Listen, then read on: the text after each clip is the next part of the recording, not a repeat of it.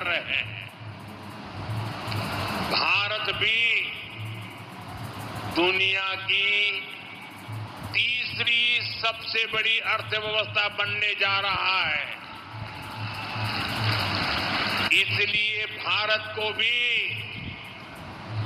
अपने आर्थिक हितों को लेकर सजग रहना ही है।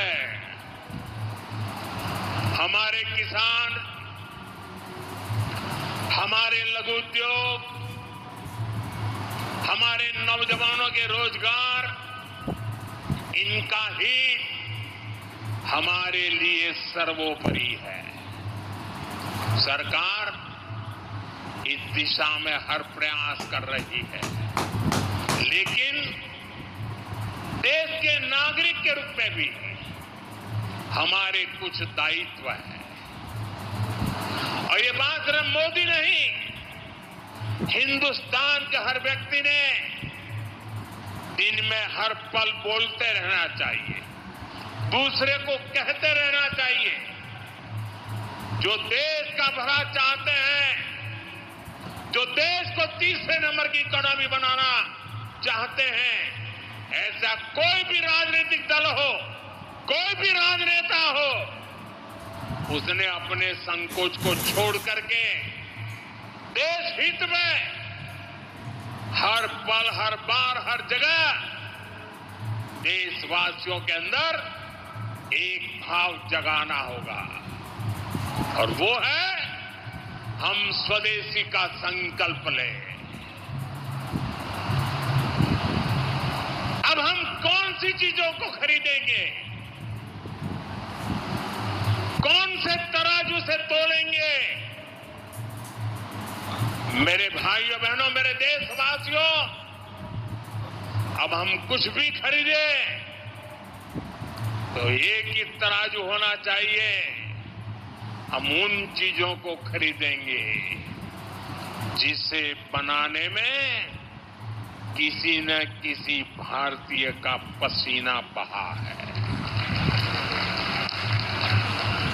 और जो चीज भारत के लोगों द्वारा बनी है, भारत के लोगों के कौशल्य से बनी है, भारत के लोगों के पसीने से बनी है, हमारे लिए बहुत स्वदेशी है।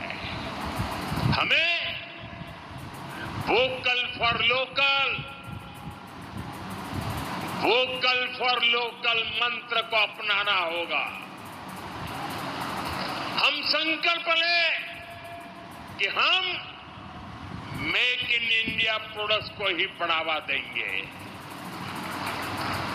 हमारे घर में जो कुछ भी नया सामान आएगा, मैं नए सामान की बात कर रहा हूं, हमारे घर में जो भी नया सामान आएगा वो स्वदेशी ही होगा।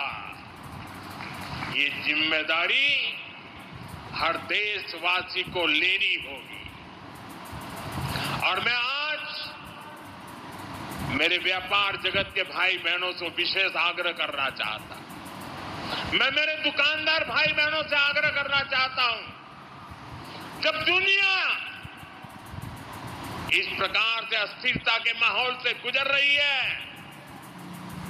तब हम भी, चाहे व्यापार हो, छोटी दुकान हो, कारोबार करते हो,